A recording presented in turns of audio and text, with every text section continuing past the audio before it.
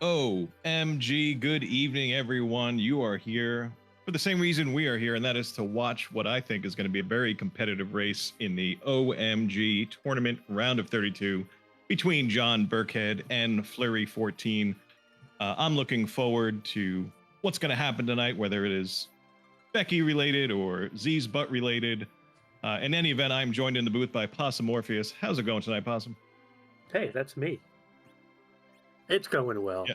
I am happy to be here. This is the first time I'm getting to do comms with my good buddy Korgs, and this is going to be a delight. Happy to be here for what is going to be a banger of a race, on a banger of a flag set, in a banger of a tournament.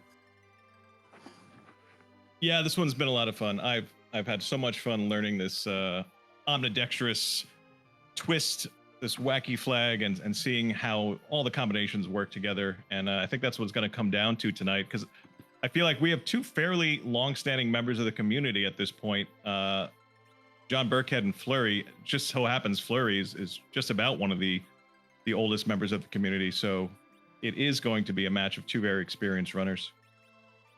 Yeah, I mean Fleury, I look at as one of the godfathers of FE. If you were to have a Mount Rushmore, he's certainly in consideration for the Mount Rushmore of Free Enterprise. We're talking about a living legend in the community. And John Birckhead, no slouch himself, a wonderful runner.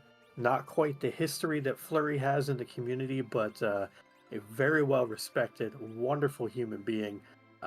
Great racer, great teacher of the game as well to a lot of folks that he's helped bring into the game. So going to be a great matchup of some very, very intelligent individuals, and looking forward to some real high IQ plays from them.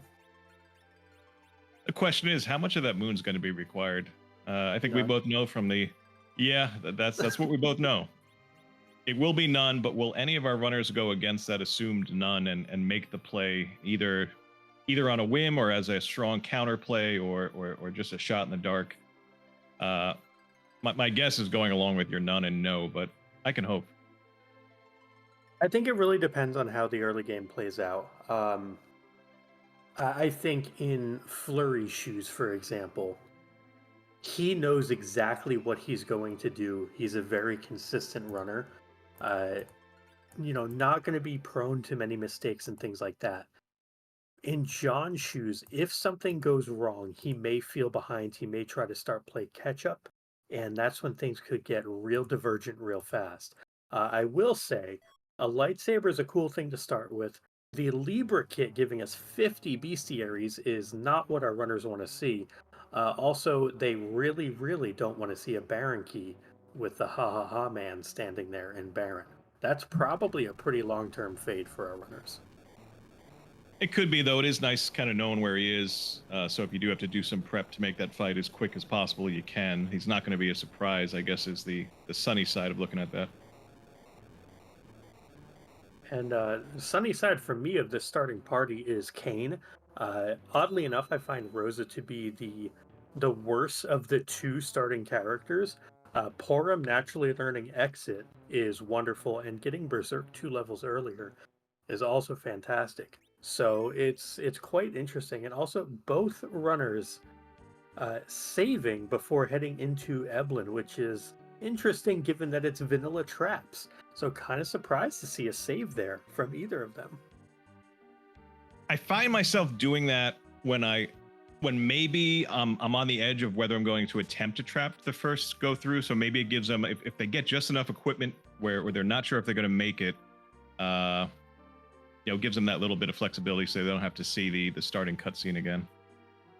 Yeah, so far we've seen one ice weapon, one ice armor, and basically nothing else. So we are in great shape for the Flame Dog and hitting the free key item in Troya. But we're in a bad way for this Eblin right now. That right tower really gonna need to have the goods for our runners to do something here. Yeah, that's for sure.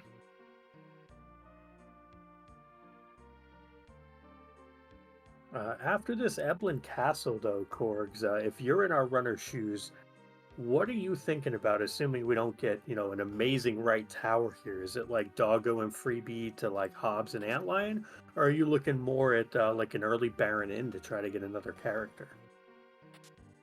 I typically don't do the Baron in as the very next check unless just all the equipment lines up and I have kind of a whim. But yeah, typically for me, it's going to be I'm always scared that if you fade the freebie too long, it's just simply the Earth Crystal and 2 heroin robes and some good weapons. So I can't get over the disappointment when that happens. So I need a freebie.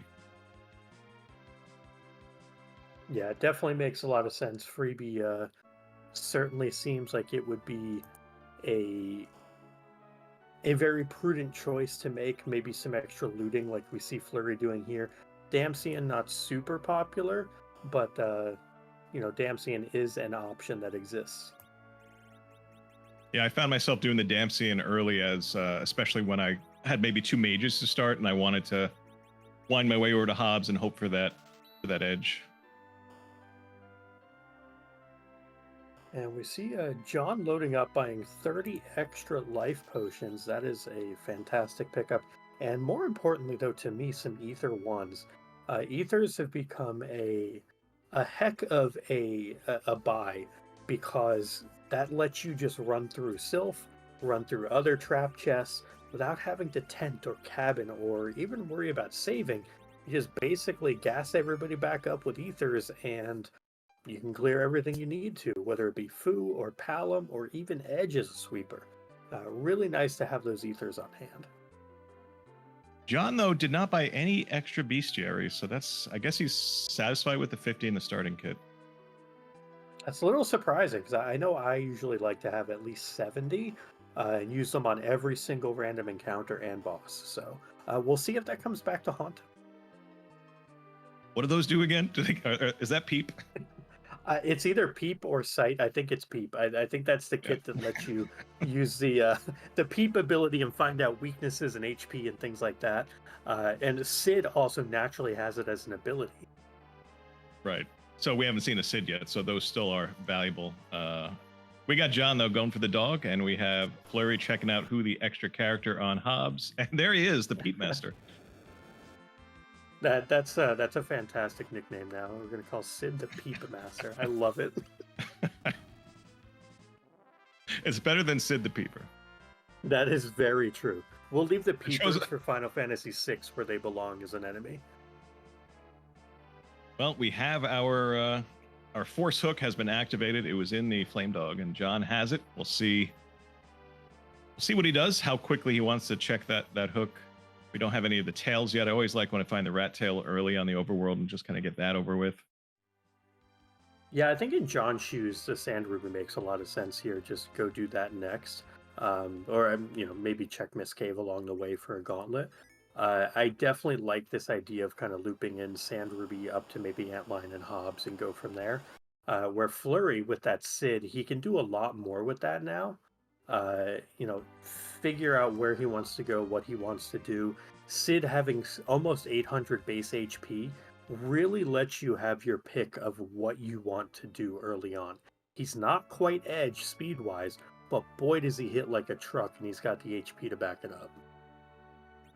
Yeah, it's fun throwing a few pieces of heavy armor on him, and yeah, nothing's getting through him. We see John doing a fair bit of shopping, maybe looking specifically as we see Hermes and Carrots. I think he's probably shopping for exits. Because Rosa, one of the detriments of Rosa vs. Porum, and we kind of alluded to this earlier, was you don't have exit. But there's a character that learns exit by doing ordeals, so this may drive John up to ordeals in order to get that exit spell in lieu of more shopping. And Fleury, it'll be interesting to see what he does once he gets to that point. Hello, Wyvern, my old friend. What is your Witchburn coming for us again? Do we even get to see it? Unfortunately, No. I do not think we do. Sad. Maybe John will be nice enough to show us.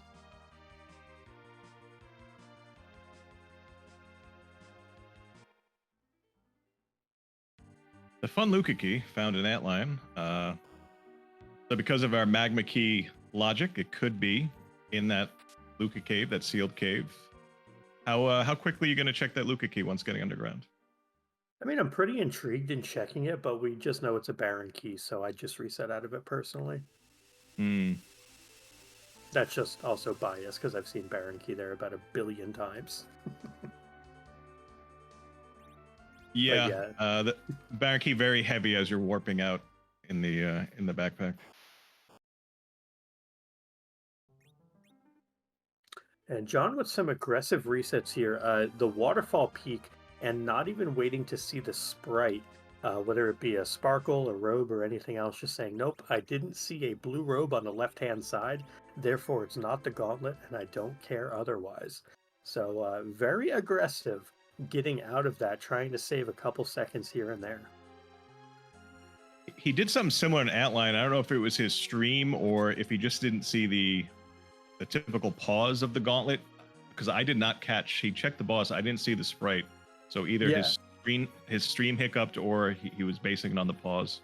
I noticed that as well. I think he was basing it off the pause and what he's doing there. Oh, okay. We'll hold that thought real quick because this might be a fight that if we didn't have Kane, this would not be beatable right now. Val at this spot for pool defense is a terror. You see Sid straight up Yep. whiffing there because Val has all of the physical evade multipliers here, and this is just not a fun time. Kane gonna pop Val out here, and she's gonna pop Sid for, well, just enough HP. That's gonna anger Fleury a bit, I'm sure, because that was a big bulk of his damage. And this fight is gonna drag on a little bit. Probably gonna see a second spin from Val, a second jump from Kane needed. Uh, just it's a really rough fight this early on and in this spot. He might be through with this hit. I think he. Nope. Okay. Does get there with the Sid swing after bringing him back, which is good. Doesn't have to deal with a second tornado spin. So that's just, not a fun fight whatsoever. And happy to see Fleury be able to get through it. Thank goodness for Kane. That can make a nice bumper sticker. If you are able to get one. Indeed. And we see Fleury doing some shopping as well. John going through and taking a peek on Hobbs, going to increase his character count to 4 and take this Sid. We're going to have potentially a 5-character hook route here, which is not something that is very common on this flag set. I noticed Fleury upped his item count to 50, but then did not sell the 50 bestiaries. I'm very disappointed. Maybe holding out some hope for them. We also saw... Did somebody just bop Kane on John's side? I think that might have been a miss menu. Maybe trying to knock off Sid as an anchor?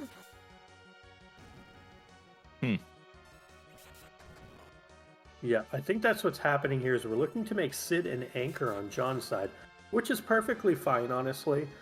Sid has low agility, and Kane and Cecil are going to be just fine to carry the load offensively anyway. We also see a Rydia showing up in the Baron Inn, so this guarantees us 5 party members for the hook route and kind of your choice of anchors as well. Rydia's a popular pick, Sid's a popular pick. A lot of flexibility and options with this team. Yeah, that's a big positive. I wonder if that signals John's intention to climb more deals. I'm always DKC's fine, but I'm just put off by the HP growth, and I usually favor keeping Sid up. But I could see even if he keeps him as DKC, I could see the reasoning. Yeah. Also, I mean, at this point, right now, in this very moment, DKC is the best sweeper he has. And one of the interesting things about having a sweeper, you normally think of a sweeper as someone like a Rydia, someone like a Palom, Fusoya, even an Edge. But DKC actually makes a very functional sweeper if you can give him enough physical attack multipliers and raw base damage. So it's pretty interesting to see if you get like a spoon and then a power shirt or a couple black belts, you can do well over 1,000 damage with DKC's Black Wave or Dark Wave, and you end up with, the ability to take out like the ghosts and Sylph, and really make that considerably easier, You have on yourself. do you have minimum numbers for those stats in your head when you're considering him as a sweeper? If he has 255 attack power, which would basically be a spoon, you want 9 multipliers to basically guarantee the ghosts, and you want, I think it's 11 or 12 multipliers. Might be as high as 14, I can't remember, to guarantee the mobiles and dark trees. That's almost never happening outside of heroine robes, but the 9 Yeah. multipliers is not that unreasonable with just normal stat growth, black belts, a good complementary sword to a spoon, a cat claw, even, things that just add agility and strength. So it's actually not that hard to get to 9. It's pretty difficult to get to, 12 to 14, though.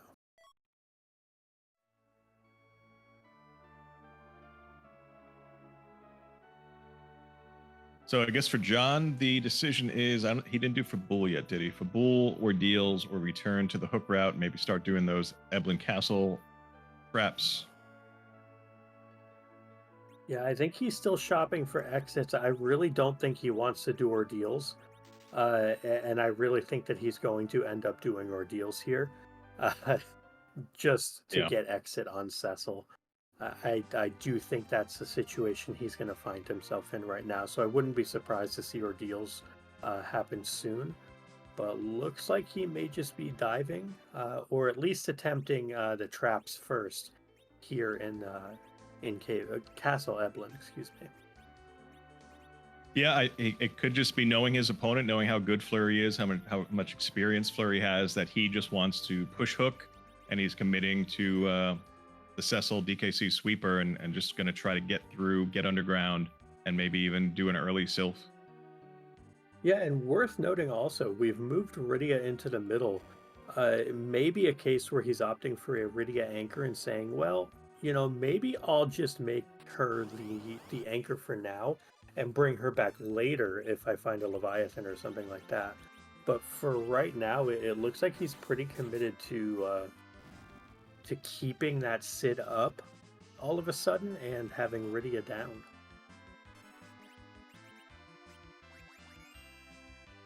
Back up she comes. Maybe just an anchor, basically just for this fight, get everyone else where they need to be, and attempt to give her first boost of experience. Yeah, also makes sense because she does start at 4 agility, so for this one fight, certainly she makes the best anchor on the team. Definitely a strategy that can be employed, but it's tough to keep her alive, as we're seeing. Her going down again here. Sid gets charmed. That could be a little scary, but we do get through this fight. Rydia does not make it through, so misses out on 13,000 XP, which would have been doubled. That would have been a real nice kickstart for her. We have an Avenger, so we may care a whole lot less about Rydia now. Yep. Sometimes I let the game make decisions for me. So for me, at that moment, Rydia's not my anchor forever. Yeah, I know that Korgs, both you and I are a fan of auto battlers, and the Avenger turns Free Enterprise into an auto battler, and that's the best way to play the game. Yes. Hit A, open the box, put the controller down. I guess maybe throw a light potion. And yep, there's the life potions. Open box, throw life Hope potion. that Rosa stays up. Will there be another Mad Ogre hit, or is Kane in the clear? Nope, we're in the clear. And this is interesting for both our runners because we're going to have Avenger parity in roughly 30 seconds. So both runners are going to have the same relative loadout, the same relative party. It's just going to be a matter of who chooses what for anchors. Right now, John is, a little bit ahead on the anchor side, having Rydia at level 1.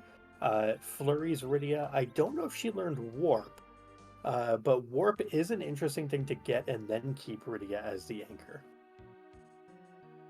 Right, just get her to that level, and you're going to get some kind of equipment that will put her agility wherever you happen to need it. We did just pick up a Bahamut, though, from the Mad Ogres, so don't know if either runner is going to want to try to get her to a position where she's using that.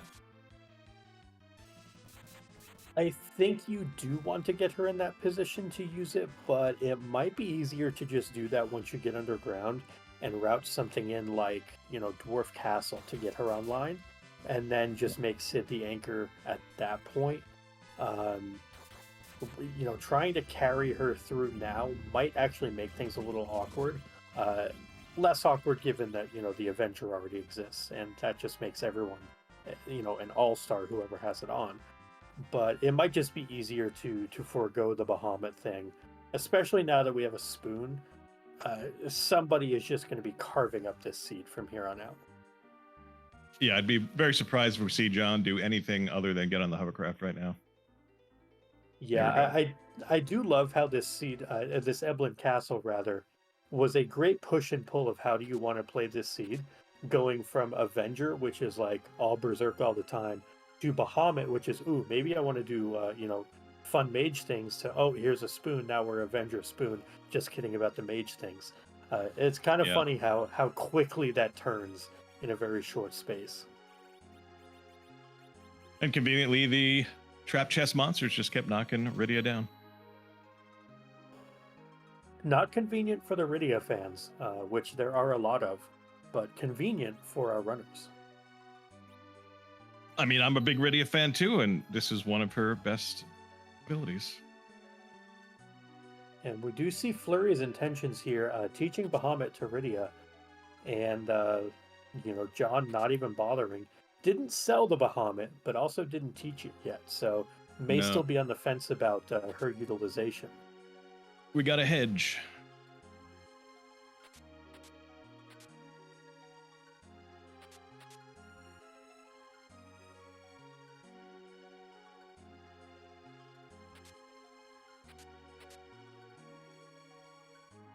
And don't see any heroine robes or anything like that so far for our runners. So no power overwhelming on the armor side. Just the Spoon Avenger combination. And we do see a Spoon, and was that Cat Claw going to DKC? You might have missed that one. Guess get the little stat boost from the Cat Claw. Oh, Rydia is back alive. I guess John's going to let the game decide when Bahamut's an option. So far, the game has decided it's not an option. He has tried, and the game has just said no repeatedly. All right, it's now an option.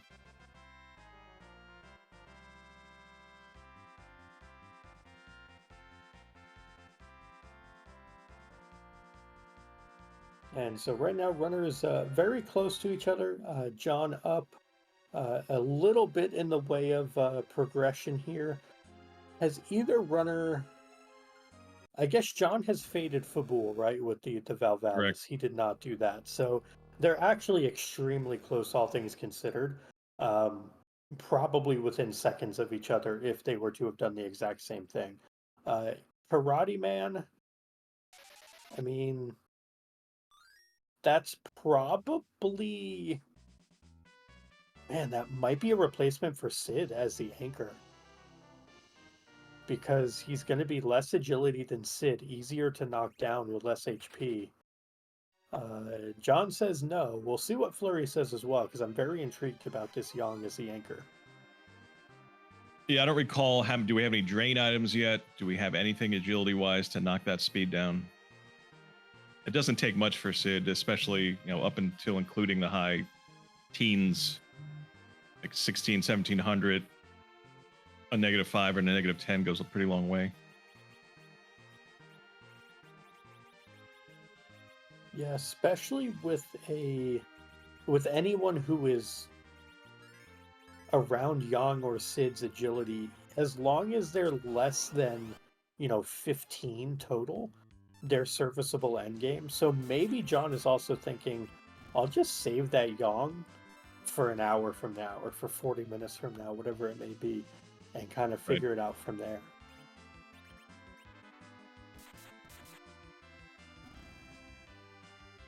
Yeah, as you mentioned, no heroin robes, no black belts, I don't think, no bandanas, but plenty of options, plenty of flexibility for how these runners want to manage their game and manage their end game as well. Yeah, I just hope they're able to manage their teams better than the owner of their favorite baseball teams. Because as a fan of the same team, go Mets! It's been a rough one for our runners and myself. Yeah, I mean, the good news is with either of these runners, worst case, they're going to lose two, unlike the Mets, like say in 1962 when they lost 120 games, or even more recently. The maximum number of losses is two, and I can say that because I've taken that many losses so far. That's a lot of losses. Yeah.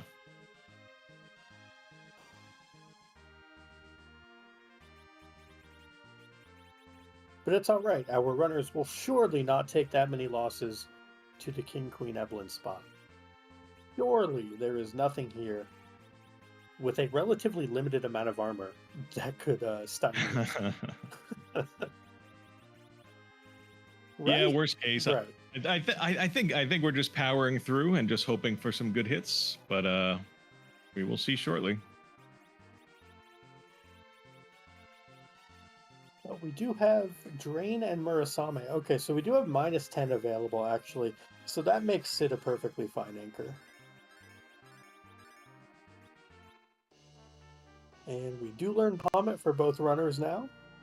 Fleury making his way down the hook route also has his full complement of characters. And we shall see where our runners go from there. But that -10 agility to be able to pick your anchor is fantastic. And we get to see it with a cool combination of a Drain Sword and a Murasame. That's always a fun one. Yeah, Dragoon and a Ninja at the same time, going slow. But a single blue robe at this spot means it is always a water hag. If it were a gauntlet, you would see two blue robes, because that would be filling the King and Queen Eblin natural sprite spots on the board there. So kind of an interesting one. Normally you'd see three robes for a gauntlet, but in this spot it's only two. Yeah, we didn't see the three in the waterfall. Maybe we'll get to see the three up on Zot, and maybe it's sitting there right now for our runners to go complete, and we just don't know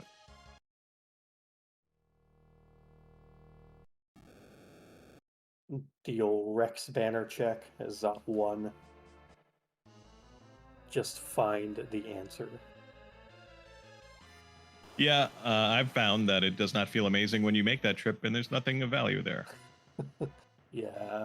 Yeah, that's how it always goes for me, it feels like. But, sometimes you gotta peek because you're in face check mode and you're on the Earth already.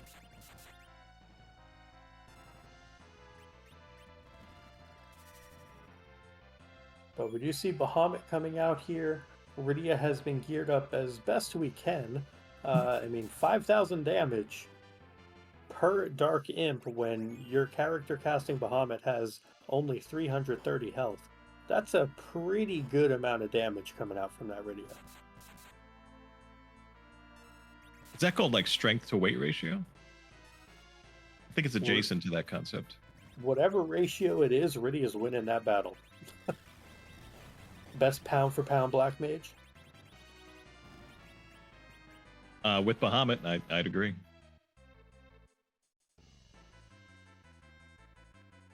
And everybody does survive the Dark Imps as well, 25,000 XP. John going to be looking at a pitfall about 26 minutes and 30 seconds, which is pretty respectable, all things considered. It was not a fast start, and realistically, we still don't have that power overwhelming in the way of armor. Again, we have a Spoon and an Avenger, which is great, but those were relatively late pickups from Eblin Castle. So a pretty good time getting underground here, given the late, for these seeds, late power. Yeah, it always feels a little bit slow in this position, where again, yeah, you're not afraid of being able to do the damage, but you need to stay upright. And now John has to decide. We have a lot of places that I could see him going at this point. We don't have the tower key yet, so that makes the tower a little less desirable, but you could just land there and you can one-shot every single one of these chests, and who knows, there's 5 checks. One of them could be the tower key. Yeah, I think there'd be 2 options, in this seed. One would be doing tower right away, and the other would be doing either a Sylph to Feymarch or Feymarch to Sylph loop, and then coming back to the tower. I don't really think Dwarf is in play very much for our runners, at least not immediately, just because we've already we've unlocked so many potential things we can do underground. We have a sweeper. We've seen 6 of the 7 available characters in the seed, so there just doesn't feel like a ton of reason to poke into Dwarf yet. So I wouldn't be shocked though to see Fleury end up doing like a Feymarch to Sylph loop instead of the tower. But I can definitely see both of them being good for the runners. And we do also pick up a Stardust Rod, which is going to make that Bahamut even more potent. Yeah, the strength to weight ratio just got a little bit more one-sided, and we'll see if it continues to pay off for John and eventually for Fleury. I'm curious if Fleury would consider a nice early sealed cave as kind of a quick counterplay to whatever he might perceive that John is doing, which currently is getting the darkness crystal from one of those traps in the tower.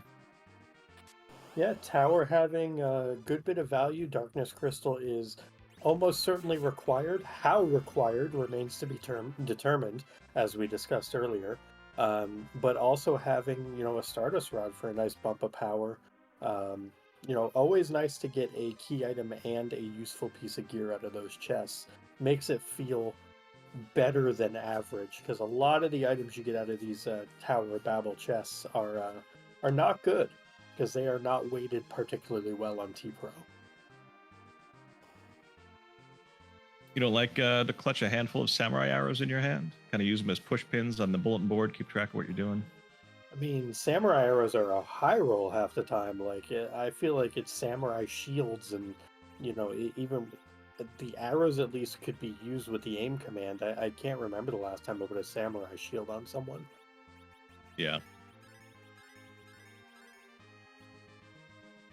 But it looks like Fleury is following John, and Fleury basically got underground a little bit behind John by the margin of that bull check that he did, which did not lead. I forgot what the item was, but I'm pretty sure it was not one of these key items. It was not worth the time to get through that Val early, whatever it was. And John is going to make up some time, because when he does eventually go do that Val at Fabul, he's just going to plow through it with the Avenger on, and it's not even going to be a thought. Whereas with Fleury, he had to take the jump and revive the Cid and do all of that that song and dance. John is going to ultimately make up time by fading Fabul on the seed. And I do love the use of the Black Sword here. Yep, one of those bosses, Octomom, from the early game of the vanilla game, when you're expected to have your DKC, and that big octopus is weak to dark.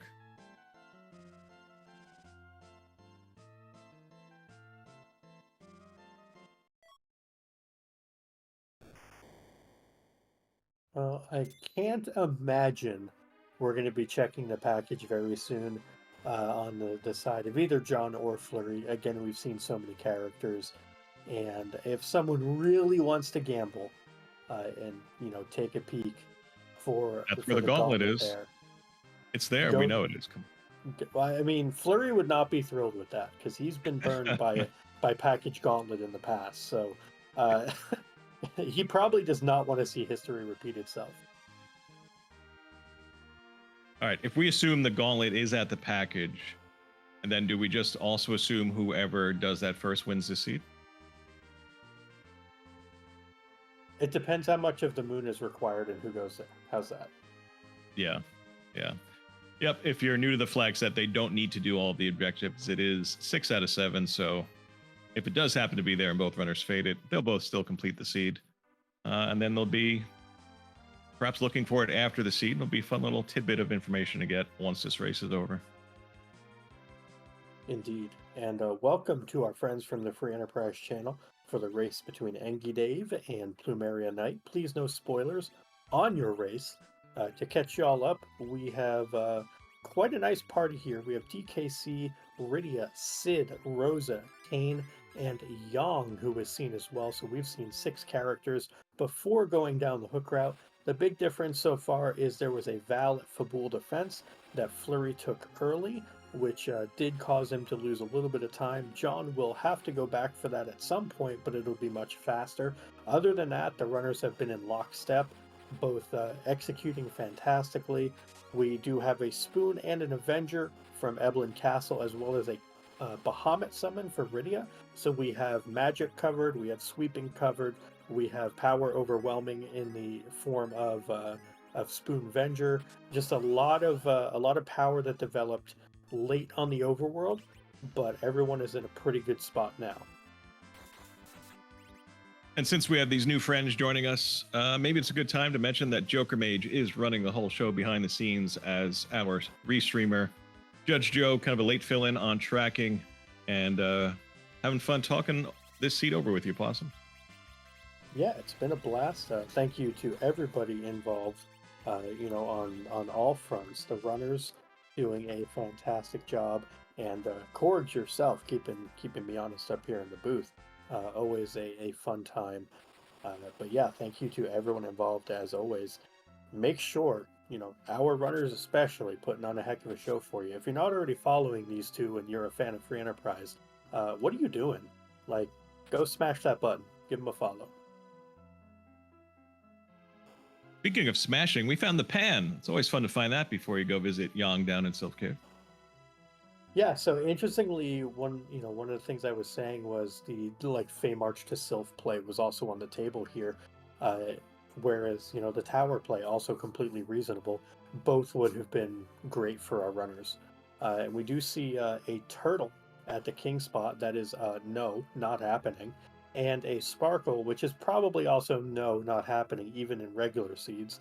Those are two not fun bosses to have to tangle with.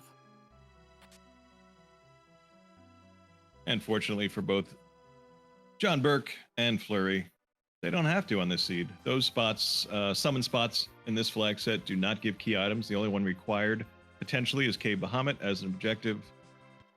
And speaking of summon spots, John is going in to Sylph and is about. You're going to assume a full clear here, Possum? Yeah, I don't see a reason why not to. Also, this is where that ether purchase from John was very heads up earlier on. Is he has, I think it was like 10 ether ones. Bahamut's expensive, y'all. That's 60 MP per cast. So he's only going to be able to get 3 Bahamuts off before he's got to reload. But having all of those ethers is going to allow him to do so. Now, one of the things we got to look out for down here is, does John have anything to protect Rydia from breath? If he doesn't, that could be potentially spooky. She certainly has the damage to annihilate everything down here, but can she avoid being turned into a frog? If you have that worry in your head, how do you handle this? Do you do all the ones that you're confident in first and then try the trickier ones, or vice versa? I actually would do the ghosts first, and then I would do the centipedes, and then I would hop to the double tree, double mobile, because I know I can get the Bahamut out. And the last one I would do would be the double mobile, and I wouldn't even cast for it. I would just let Avenger Kane go wild and have someone else swing into it and not even take the chance. Does it make me a little bit of a wuss? Yes. However, I also know it gets you through. I've been making that same L-shaped Tetris piece when I've been running these two whenever I have that kind of doubt, so I'm with you.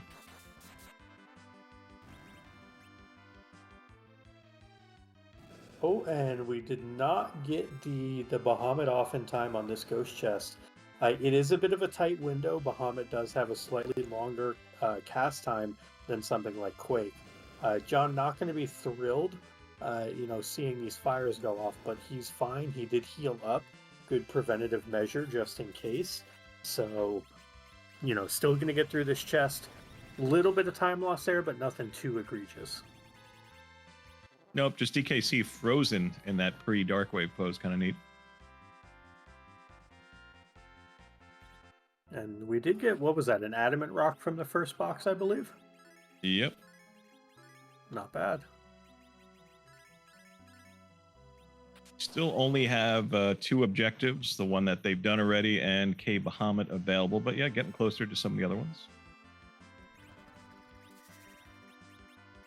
Yeah, might also end up finding a gauntlet fairly soon. Lots of spots open. I do wonder if we'll get something like a dwarf castle check, just to see if we can find the gauntlet before going to the moon. But will be very interesting to see what the runners do. This Sylph outside of that Adamant Rock so far not really having a ton of value. We do see John making that same sort of play, at least so far, where he's doing the top 3 and now doing the centipedes. We'll see which one he opts to take next chest-wise. Picks up a tiara as if Rydia needed more power, and he is going down to battle speed 3 and going to put the tiara on, and taking that exact route that we kind of talked about through these, where he's going top 3 centipedes, Dark Tree Mobile, and then going to finish out. But unfortunately is not able to get the Bahamut buffered out in time, so gonna be playing frog roulette here. Rosa is a frog, Cecil's a frog, so dodges the Rydia frog, and he'll be through this. Would have been nice if Kane had Avenger hit one of those mobiles. Yeah, but it's Kane. Yeah. He wanted to see both Rosa and Cecil turn into frogs because he's jealous. Now he's the second strongest character. Something like that. And this is interesting from John. He's bringing up Sid here. And the reason he's doing this is the amount of actors in the queue. What he's looking to try to do here is be able to get Bahamut off, having 7 actors. Unfortunately, that's not going to happen here, because I believe Bahamut is a 6 ATB delay, which means you would need absolutely perfect run buffering. Something like it for those who have watched Pancraz level, or if you look at vanilla speed runs like Rivers level, El Magus level run buffering, it's incredibly hard to do something I am not even proficient at. Yeah, good luck. So John has to worry about having a bunch of frogs on his screen, but he is through the back of Sylph, picked up a ton of XP, 1 required key item potentially in the Adamant Rock. And we'll see what his next move is. Well, Fleury took out the Toad Lady, did the pan turn-ins, is not happy with his pan turn-ins, and has decided to reset out of them. So Fabula complete 0 for 3 today. Yeah, that being said, I don't know how you would manage to fade it. Yeah, I assume John is going to basically retrace those steps as soon as this fight is over. We'll see some pan bonks. We'll see a Valvalis go down very quickly. And Fleury's going to give us our first look at the Dwarven Castle. We'll see if we get those aforementioned blue robes. Yeah, this is interesting because if you saw Fleury's flight path there, he took a big old hitch in front of Mysidia. It was one of those where he's got the entire back of Sylph and he's got Dwarf to do, as well as Luca. And he thought long and hard, I think, about just saying, it's moon o'clock. And I think may have thought the better of it. One of those, I'm not really sure what I want to be doing right now. I guess we'll go do the not moon things. Yeah, I completely relate to the feeling that he must have had. I love the temptation of the moon, of getting there right around the 40-45 minute mark and finding the things you need. But then that little hitch to me is, yeah, but what if the gauntlet was there the whole time? And then the moment you approach the king, you see blue robe pop up. You'd feel so silly.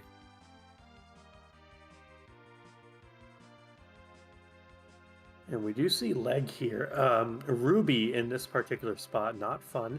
Our runners will be fine, but in a normal seed with less power, this would not be great.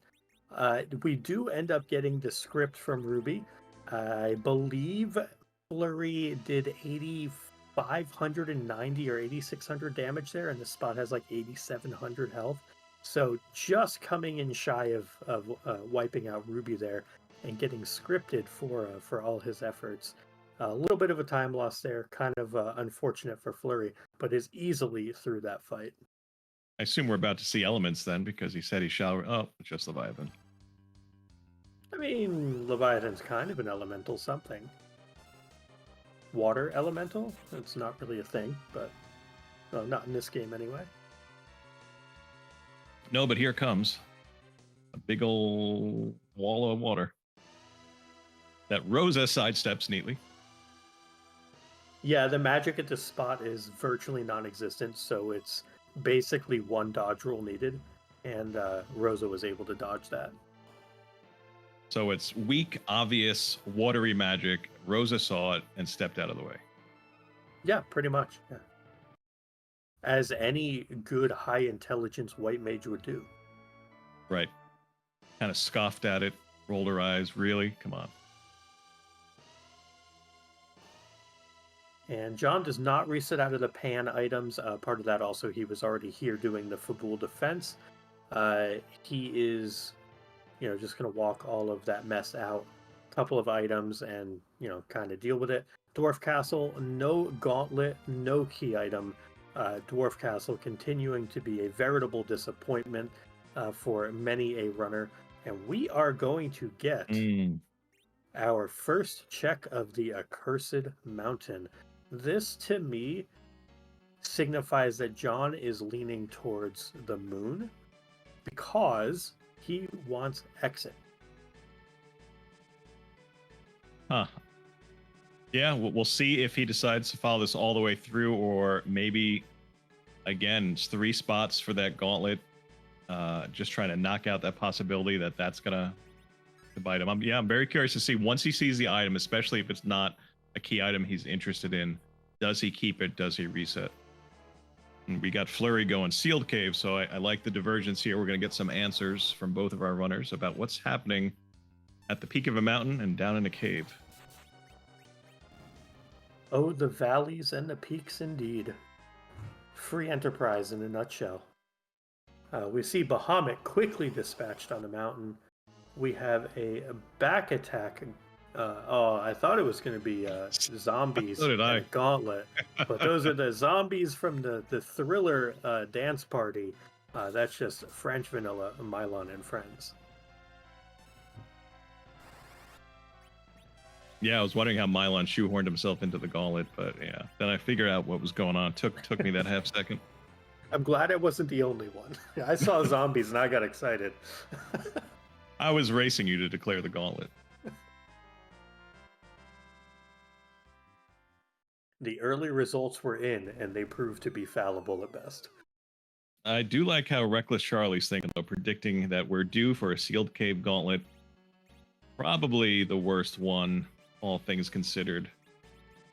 I wouldn't mind seeing it here. That passes. That's awkward. You're probably walking it out if this boss isn't awful. And at the same time, if it is awful, it's probably the gauntlet, in which case you're walking it out anyway. So right. I think we're probably about to see Flurry walk this out. No, says I'm out of here to King Queen Evelyn. Interesting. John Birckhead, meanwhile, picks up a twin harp because, of course, ordeals is required. Yeah, we're going to get that exit. And then put it to good use, because Cecil will get a slingshot from the twin harp, assuming he survives. Yeah, I'm surprised about not taking the pass, because you're going to have to come back to Earth, assuming the answer's on the moon anyway, right? Yeah, I think that it's better than time neutral. Yes. With it being King Queen Evelyn, you just throw a Bahamut and bye-bye and then warp out. But maybe Flurry is thinking he can find enough on the top of the moon and, only have to worry about a single jaunt down the lunar subterrane. It doesn't seem likely, though, with the lack of required key items we found, save for this twin harp that we've picked up from ordeals. Yeah, we'll see if that starts chaining into other valuable things. But Fleury, fortunately, not leaving this check behind as well, and we'll get his twin harp right behind John. Yeah, and so right now the big difference between the runners is John has not done Dwarf and Luca, Flurry has not done the back of Sylph. Otherwise, again, they're so very close. Uh, more election related things about voting coming in too soon on things like, oh, it's not a gauntlet, it's a Mylon. This one is too close to call right now for sure. Yeah, those two checks that one did, one didn't, though. And unfortunately, from Fleury's perspective, one was a little bit more valuable with the adamant coming out of the 6-box poison treasury. Definitely. Now that being said, if the legend sword never shows up, then the back of Sylph doesn't matter. Much the same as Dwarf and Luca really didn't matter. So it'll be very interesting to see with John launching the whale here. That is a 9 key item jaunt to the moon. That is the worst count of key items to be at when you're going to the moon. So I have a feeling in John's case, hair dryers have to be the first thing. But I'm a little surprised he's not going to do the twin harp. Maybe just launching the whale to buy some time to think. Am I going to the moon? Am I doing the harp now? What do I want to do with this? Little curious Maybe. here, and to the moon. Yep. Guys, maybe even some more thinking time with the last arm check, but nope.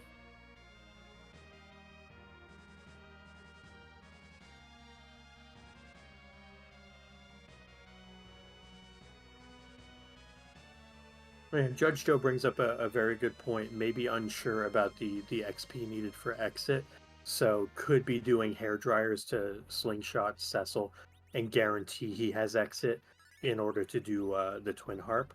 That could be a very good call there. That might be what's on the brain here. Could be, though. I don't think the warp out of twin harp is too onerous. Definitely not as fast as the exit, but it's what, maybe 4 warp casts, 5 warp casts. Yeah, I mean, I would rather warp out of the twin harp than go do hair dryers, go back to Earth and do twin harp, and come back to the moon. So it's definitely an interesting thing, one that I'll be curious to inquire about with John, post seed. Regardless of the outcome of the race. But certainly Cecil has his XP for exit now. We pick up a Masamune, which, in a normal seed with an edge would be wonderful. In Omnidextrous, unfortunately, edge swords are just not great.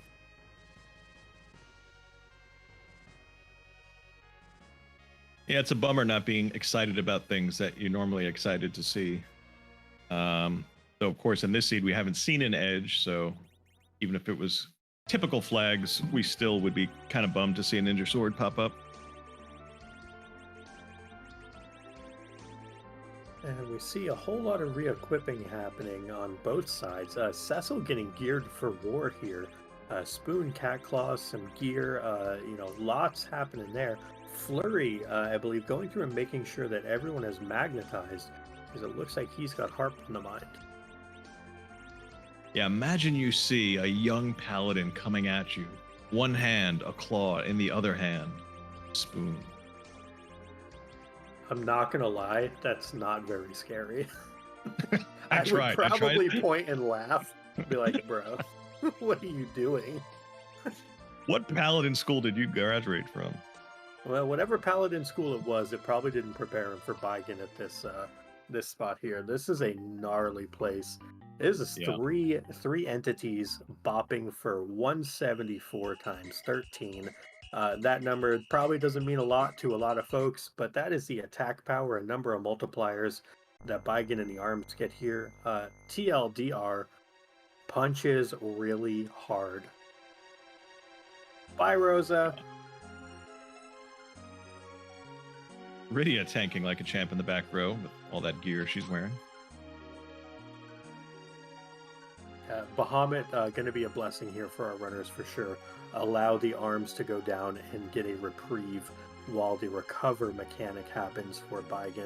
And if we can get back around to Rydia's turn and kind of camp on the arms, the Avenger will be naturally buffering as well. And we might even be able to Bahamut without the arms getting to attack, which would be huge.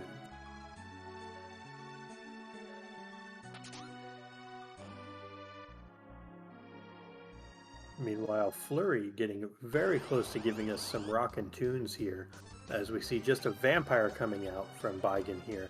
Vampire is based on the magic attack of the spot, and there's very little magic here, so the vampire not very punishing at all. This Bahamut should get us pretty close, and in fact, so close that the fight is over. And we'll be seeing what that reward is from Yeah, King real nice fight Bahamut. by John. Yeah, very well done.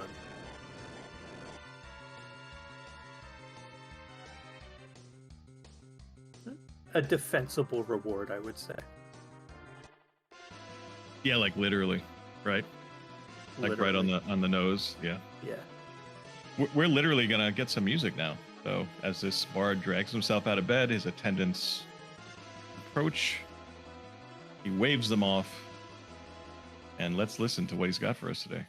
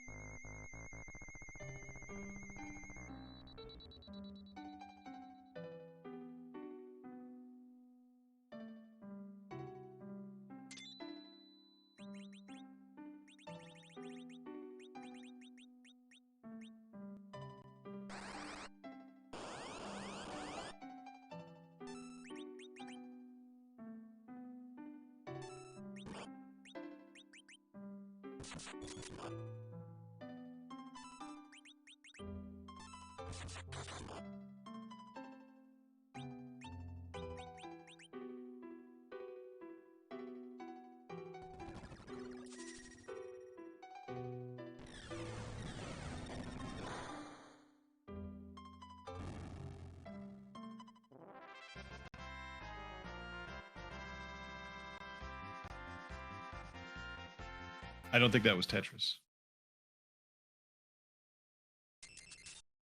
No, that was not Tetris. Now, that said, I have no idea what it was, but it was not Tetris.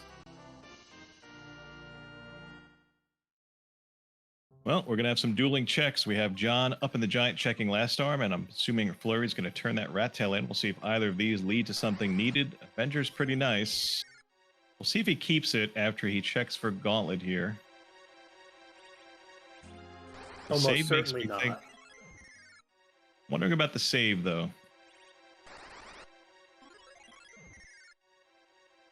I mean, second Avenger is so much worse than first Avenger.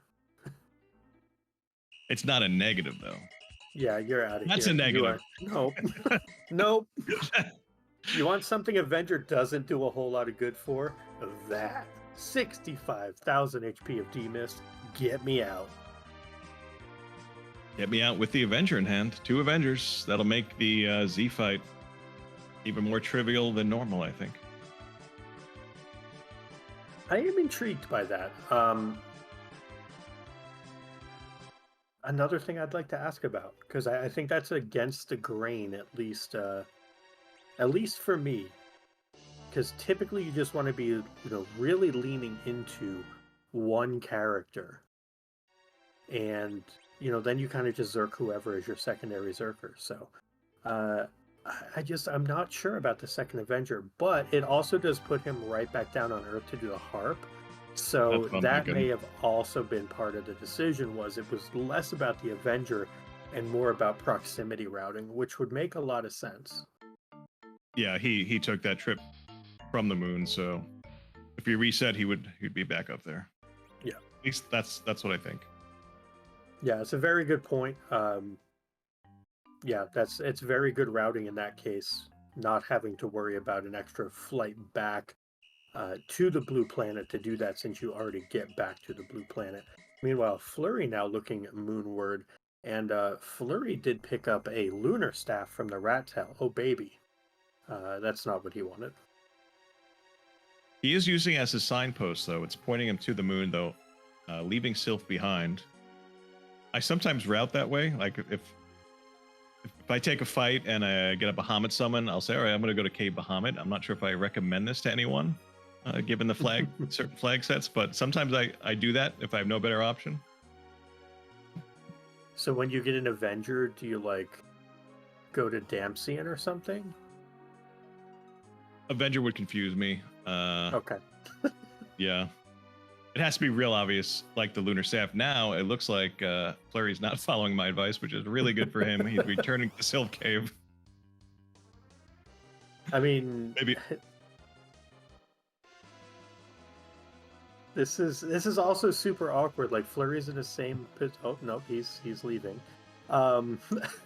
Fleury's in the same position that John kind of was. John was looking at the moon at 9 key items, and Fleury also maybe thinking, hey, I want a 10th and some XP before I go there. But we're about to get more music, and I'll probably get yeeted out of here if I keep talking. So, enjoy the not Tetris music, y'all.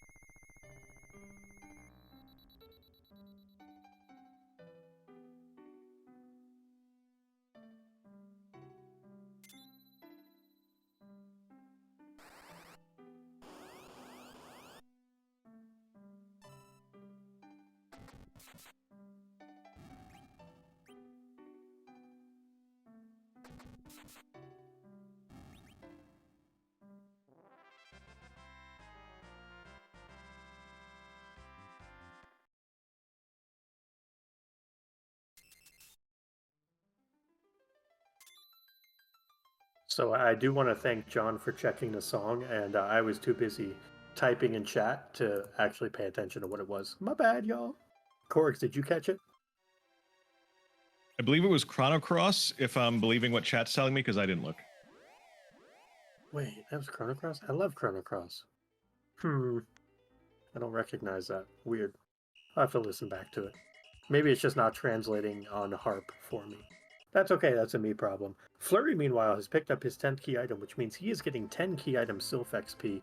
That is going to represent somewhere in the neighborhood of 300,000 XP. Going to make that Baigen a lot easier and make his traversing the moon a fair bit more seamless than John's, just on an XP route. But we'll see where John ends up going from here. He's going to turn in his rat tail, get his lunar staff, and we'll see if he decides that he wants to play in play in dwarf, play with the Luca key, see where he wants to go. It does seem that Fleury is making his way through these chests a little more expeditiously than John was able to, getting his run buffers. As I say that, this fight immediately is not going to be buffered, and we're going to get some frogs. So, caster curse and that sort of thing. Yeah, just some bad luck that you imparted on him. Just kind of like when Noah Syndergaard got that hand, foot, and mouth disease that kind of kept him out. That was kind of a weird occurrence in med history, just bringing that up. I love the research you've done. I'm a fan of the varsity team in the city, so I enjoy rooting for the little guys.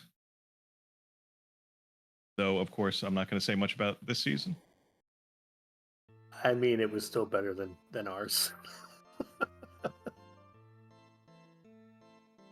Listen, when you're a Yankee like I am, anything less than a championship is just bitter. See, and when you're a Mets fan like I am, you're just happy that the season is still relevant 30 games in.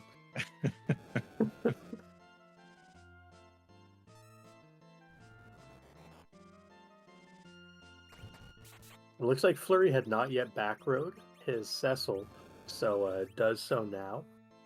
While John Birckhead is making his way through Dwarf. I believe at this point, the difference in our runners now is John going to be finishing up Dwarf, yet to do Luca. Fleury has yet to go to the moon, so is down the hair dryers and last arm and the peak of Giant 1. Having already done the Twin Harp, Fleury may be incentivized to reset out of the Avenger, though, so John may be up in Avenger. Very interesting to see what happens with our runners, and when Fleury actually goes and does the Giant, if he goes and does it. Also going to be giving us a check at Mist Cave, where we saw John reset out of before actually showing us who the boss was. So If this it, will be interesting as well. I mean, if there's any chance that he miss reset and this actually is the gauntlet, that would be a kind of a heartbreaking thing. But I'm pretty sure John was safe to reset as we're seeing the dolls. Yeah, while there are a lot of sprites there for the dolls, there's not as many as you would have with a gauntlet. There's also far less larva on the screen when it's the dolls there than the gauntlet in Mist Cave. Kind of a nasty little gauntlet there.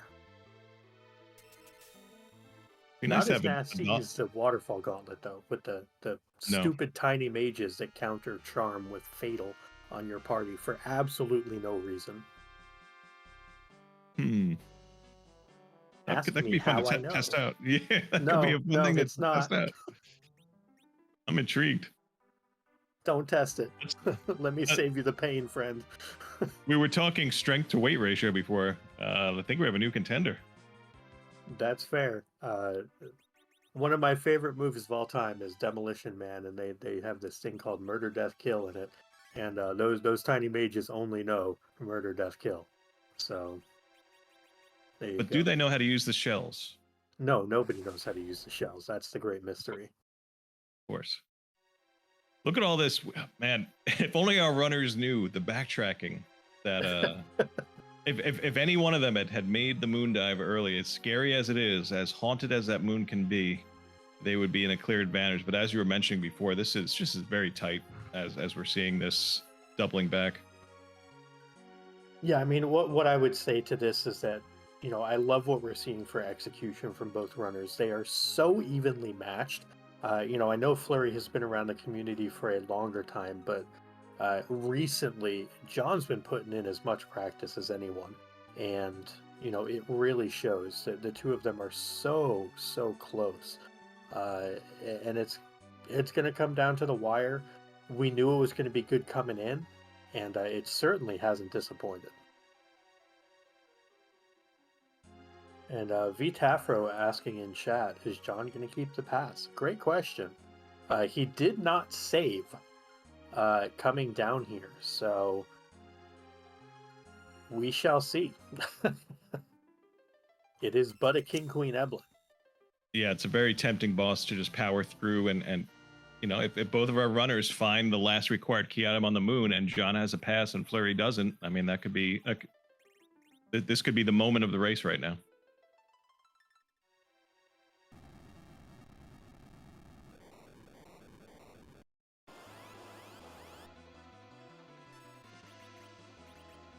I assume we're going to see Fleury power through this demiss and check the CPU spot.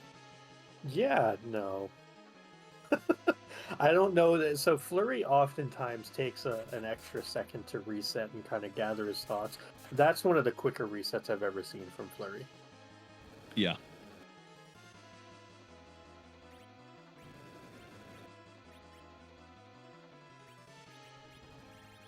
Looks like John is interested in that pass. Here comes a big old dragon against these unfortunately deformed king and queen pair, knocking them out. Gonna see a whole lot of warping coming up from John as Fleury goes and gets his.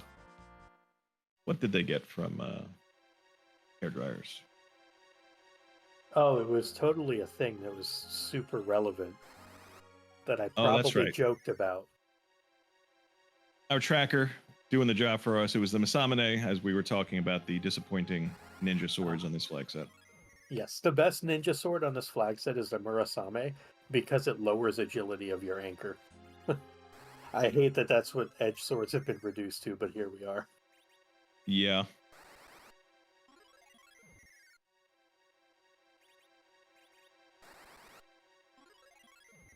I guess I should add the caveat of the supersmith weapons not included in that.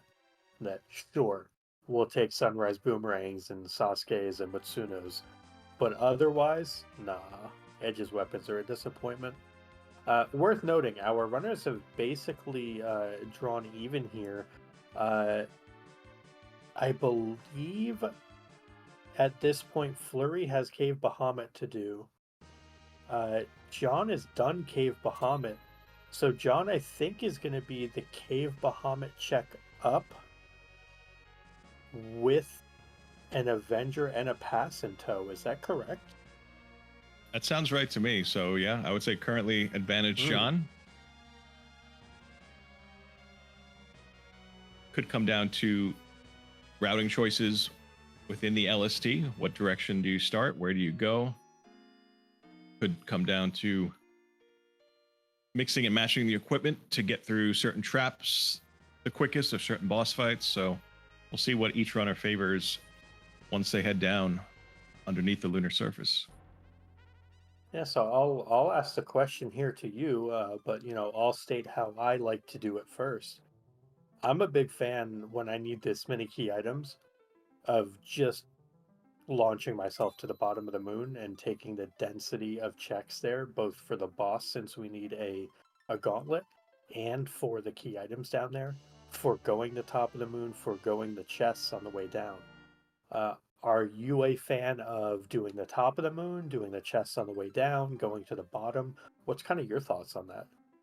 I think I would agree with you given this particular circumstance with that boss still looming and just the fact that, yeah, what do we need? We need legends, we need magma, we need earth. There's a lot of stuff we need. But John is heading to the top, not doing the double red giant chest. That when I first started playing this, I kind of made that my pet chest, and then I never ever got anything out of it. So kind of disappointed me a lot. So we'll see if John goes back for that at some point. It's very out of the way. It's like that one chest in Watery Pass in the back area where it's just offset so far. You just don't want to go do it. Yeah, a dead end.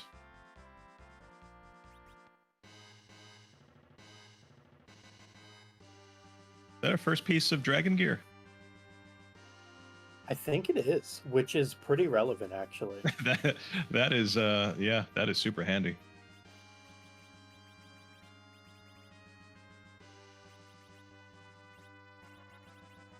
Vigan is no longer super handy because the last arm goes down to Fleury on the right.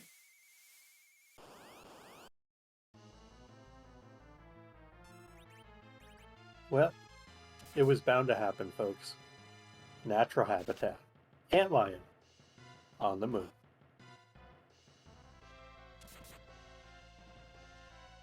Oh, so that's why the eyes are like that. It's from the pressure change from the Earth to the moon. Okay, it makes sense.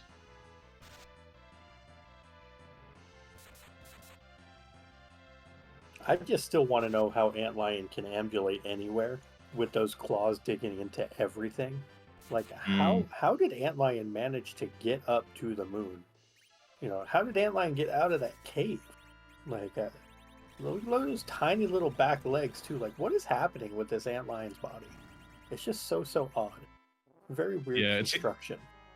It seems like wherever it is, there it is. And there it stays. We're being told that Antlion jumped to the moon.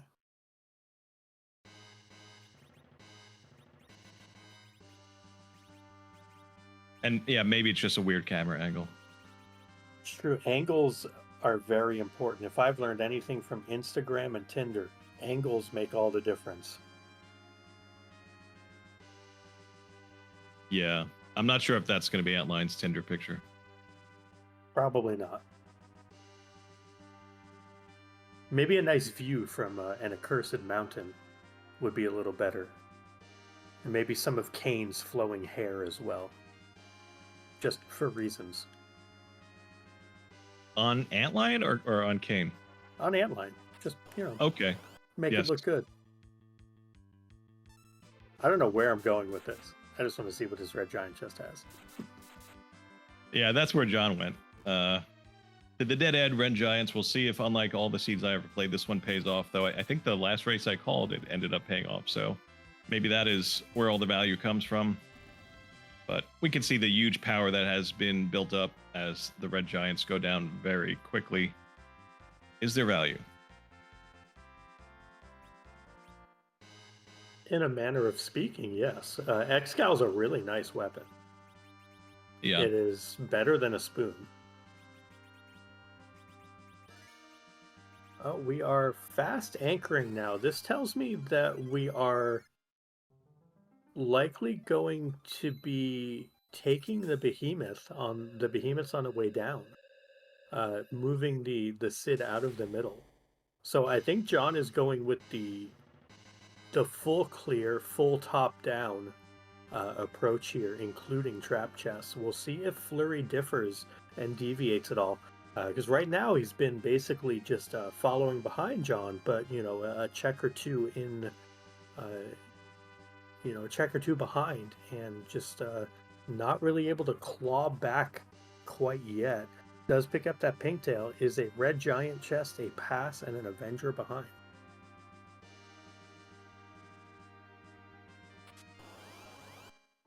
We'll see if Fleury is willing to skip that red giant, gain some of that time back at the expense of the Excal.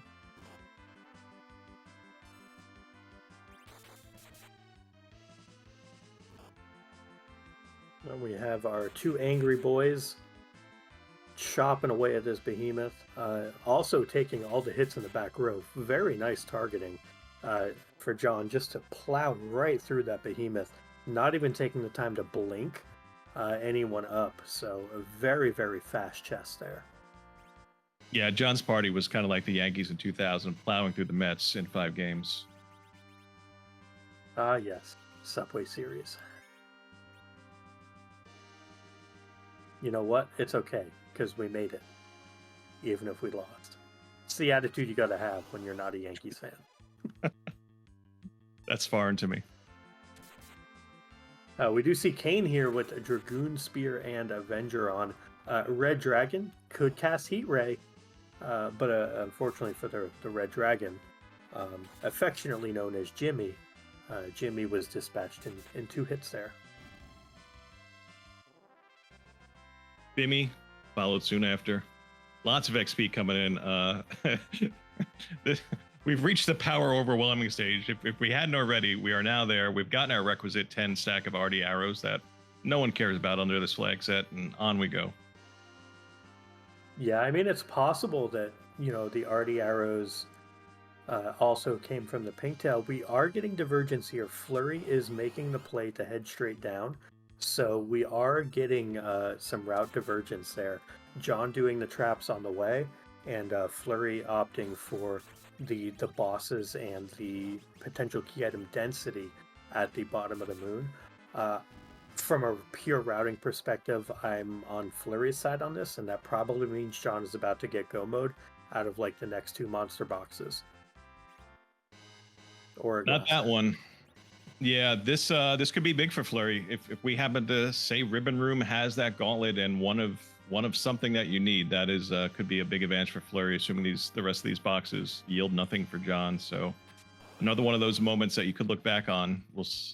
One I was thinking might be the pass for the quicker Z access and this routing decision between John and Fleury. Let's see if it pays off first with the boss.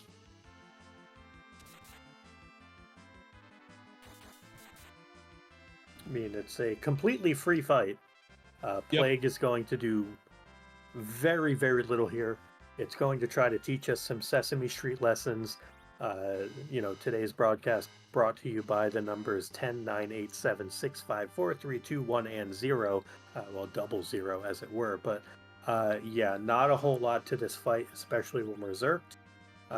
Even if the count gets to 0 on the party members, which it is certainly not going to, it wouldn't matter, because the way the game renders the actions and the order that it takes, the timer can never actually expire and people can never actually die if there's enough angry people zerked. And that's just how it's going to work. So even though people are at 0 right now, it doesn't matter. Well, it wouldn't have mattered, but yeah, Plague down on Fleury's side. Very easy fight. And a Legend Sword coming from what I affectionately call the Scarcerer chest, that defossil and Warlock chest. That is Scarcerer's favorite check on the moon, and does pay off for John picking up the Legend Sword. Yes, that could still be potentially good news for Fleury, because assuming he clears stuff out here, that might be one of the first ones he hits on the way back up. That's a delay. Yep. Yep.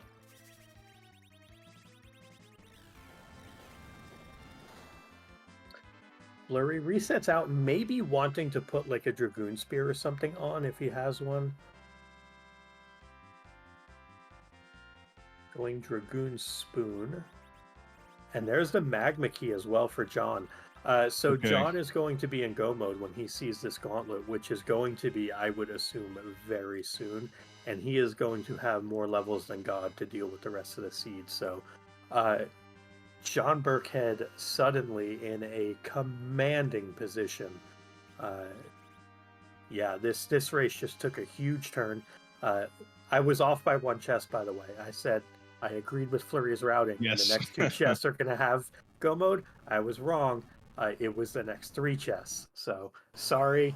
That's the way the cookie crumbles. Yep. John now knows the end is in sight. Fleury would probably have to do the very unlikely thing and go basically directly to those two chests to even have a shot. And I would assume with Fleury's routing, I would assume Masamune after this, assuming this doesn't give something else that might divert him. But yeah, it's looking strongly in John's favor at the moment. Yeah, the awkward thing is, even if this has the Earth Crystal, Fleury's still not in go mode. He has to do one of those two trap chests, which are the reverse order of where he just came from. So this just seems like, Fleury did the play. Again, this is the play I would have made, which was, how Fleury routed this. And the top-down approach doing the moon boxes is the play of the day. And even though kudos. Yeah, even though the runners don't have knowledge of what the other person's doing, Fleury basically did the perfect thing in his situation, given what John was doing. Also, plus 10 points to Gryffindor, or whatever John Birckhead's house is. He queued up a lit 3 against the Tricker. I love it. It's not going to do absolutely anything. It's not going to fire. But if you ever do hit the Trickers with lit or thunder, and it does fire, they will counter with a party-wide lit 3, and it will be real bad for you. But we see Fleury getting through this last fight. John Birckhead, who got into this considerably after, one hit away from taking out this gauntlet, and ball is firmly in John Birckhead's court now. Yeah, like that ball that settled into the catcher's glove when Carl Speltran was caught looking to end the NLCS Game 7. It's all right. Sorry, Carlos did well. He did well for us over the years. It's okay.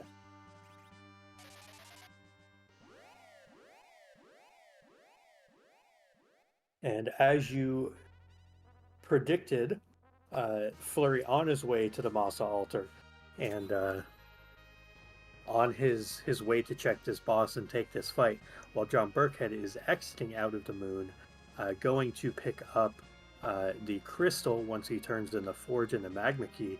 Chat, get your predictions out. Let's hear what we think the Forge is going to be. There's absolutely no reward for it other than me saying, good job, chat member, if you do happen to get it right. So get your guesses in chat what you think the Supersmith is going to be. I'm personally going to say scrap metal, because we need absolutely nothing else for this party. Whatever Zeromas we're facing tonight is, I think, already trying to buy a bus ticket and get out of town with what John and eventually Fleury is going to bring to bear against our final boss tonight. Yeah, much like this evil wall is mistreating Cecil on Fleury's side, the party that both these runners present is going to mistreat Zeromas, whatever shape Zeromas takes. Cecil has the exact amount of hit points, the number of Mariano Rivera's jersey, as he won so many games. I think that's probably enough. We got a harp, a Requiem harp. So I think Fiery Blizzard was the closest, saying Loki's loot. It's at least in Edwards. Edward weapons, so we're just gonna say good job. Good job, Fiery Blizzard. You were closest without going over or something. I don't know. That's a Baron key from Evil Wall, and Flurry opting to not take the trap chests on the way to the Crystal Sword altar, committing to the altar play, and yeah, unfortunately, not the play today, but definitely understandable because the moon altars, in theory, are supposed to hold more value than the lunar subterranean trap chest. But John Birckhead picks up his crystal at 122.30, and he's going to be off to the races here. So you're saying back-to-back lunar chests shouldn't have 2 required go mode items, huh?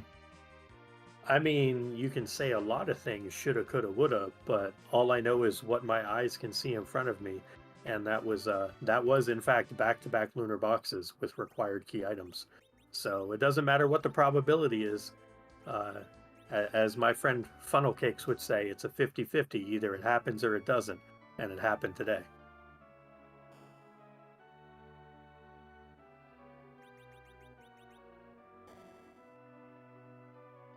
But we see John Birckhead turning in the pass. Flurry doing battle with Asura up at the Crystal Sword altar.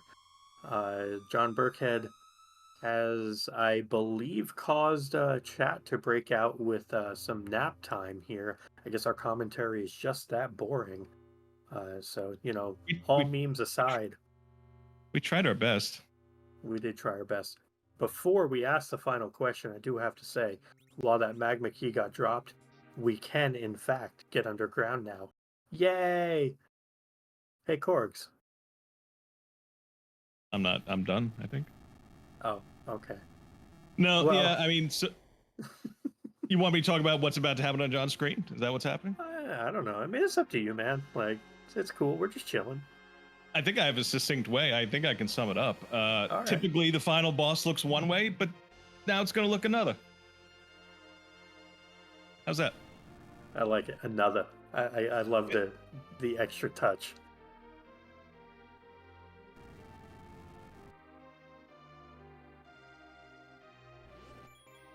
Let's find out whose butt we're going to kick tonight, okay?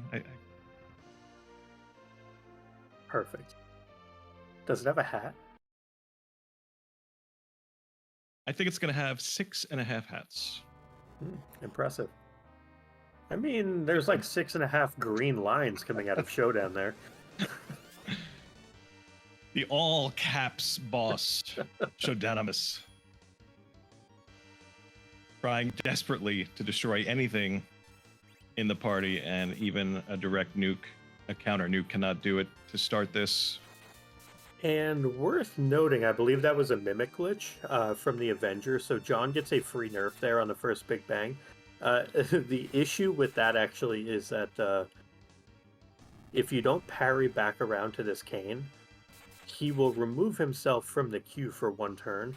But I think John is fine here getting people moved back around and getting past Rosa's turn, where Kane then takes priority over Sid's next action. So John doing a ton of damage here. Big Bang comes out.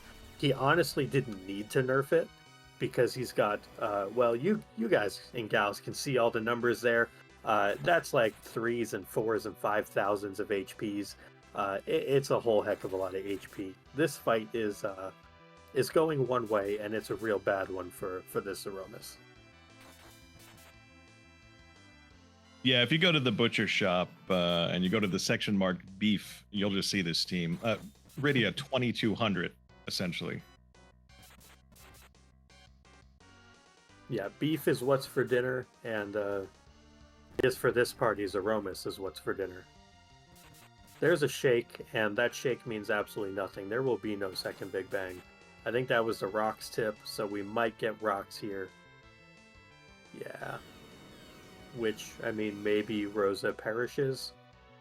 Yeah, and then the next hit's going to finish this. So, Kane, good job, friend. You did the thing. John Birckhead defeats Flurry to go up 1-0 in their best-of-3 match.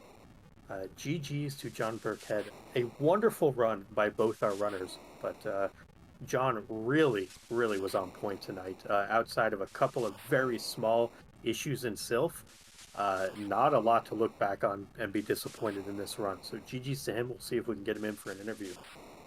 Yeah, any errors could be measured on John's side in seconds, which when you can say that, that's basically nothing. Yeah.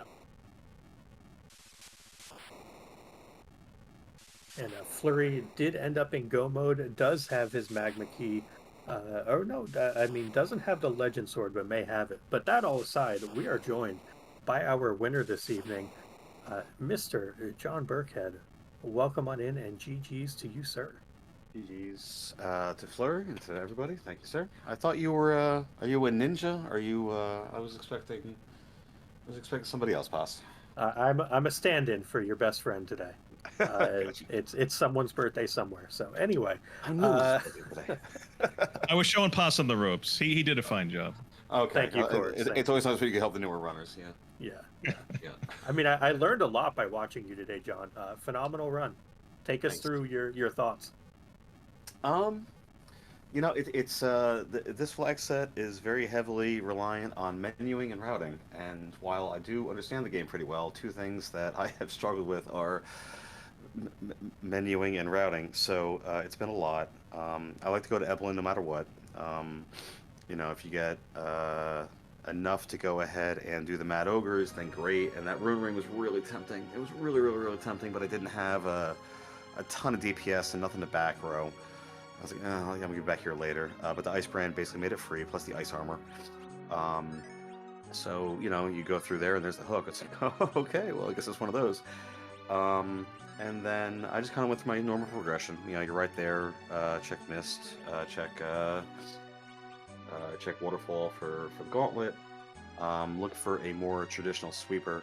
And it was interesting with the Sid and Rydia kind of combo there going on. Because I had two perfectly fine DPS characters with Rydia and Cecil. And your mouth waters when you get a Sid this flag set because he's so overpowered. But probably the most beneficial part of him is his versatility. And once I found a Drain Sword and a Mura, I can just basically slow anchor him and be able to use Rydia as my sweeper because that Bahamut came from somewhere. So I wanted to be relatively aggressive, so I decided to go ahead and fade Fubul, which this particular time worked out for me. For some of the longer checks, I like to come back when I can go faster. You know what I mean? Ordeals can be faster with an Avenger and a Ninja Gi. Same thing with Fubul 1. I mean, that was Valis there. You know, if you don't have the gear for it, that can be not awful, but annoying for sure, and a bit of a time sink. And then with this, you know, having taken the time to go ahead and make sure that Rydia had her levels, because it was time consuming trying to get her back up and whatnot. You know, you've bought into that particular concept, so you're going to go ahead and sweep. And apparently my Bahamut strats are not what they should be. I had quite a bit of trouble down in the basement of Sylph. By the grace of the RNG gods, kind of got through. And a recent kind of decision I've made is that I'm going to kind of bail initially on Dwarf and Luca, because not only are they longer checks, like the Spy of Luca is quick, but what if it's Tower Key? What if it's Baron Key? Are you now tied into that? So now you're it's not just a 90-second check and leave. It's like, well, you're warping out and you're walking out, and now you did this. You have to go ahead and kind of follow it. So I've been trying to go ahead and make those like a second trip. Tower Key is going to be a second trip. Dwarf is going to be a second trip. And if I can go ahead and do Last Arm or do Hair Dryers or pop in a Cave Bahamut in case it's the Gauntlet, I'm going to kind of go ahead and do that. Because if there's one thing the async showed us, is that whether it was just a weird sample size anomaly or it's just the way the algorithm works, you know, the moon tends to be haunted more times than not. Now in this particular seed, that clearly wasn't the case. So I kind of exhausted all the things. And when I saw that it was demissed at a CPU, I decided to go ahead and bail on the boss hunt part of things. Because if it's behind there, then GG's to Fleury if we went ahead and found it.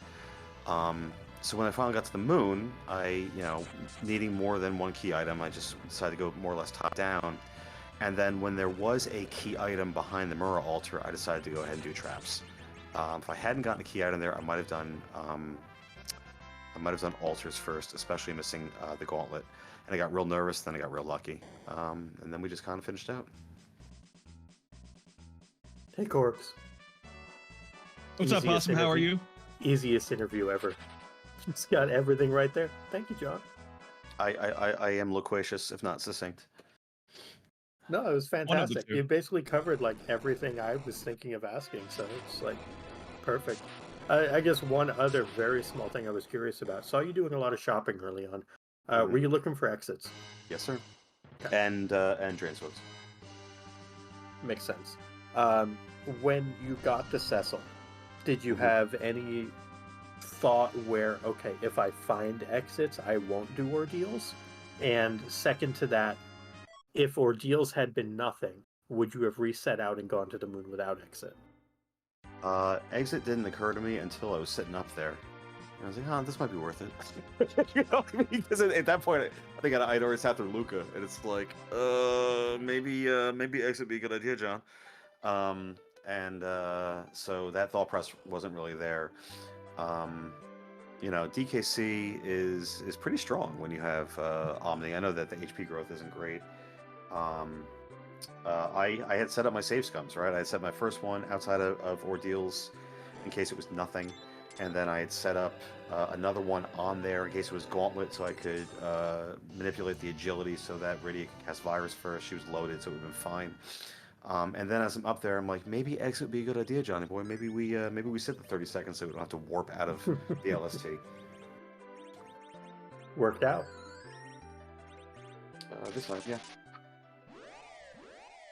Yeah, you mentioned your issues with Bahamut and Sylph Cave, and that was the one blip, and it was a very tiny blip indeed. Yeah, you did get a little lucky, just the fact that the breath didn't land on Rydia, but I don't think it would have cost you too much there anyway. So yeah, just really impressive, very clean run throughout this entire seed, doing all the execution things you need to do to really put the pressure on Fleury, who we all know is a long time talented and experienced runner.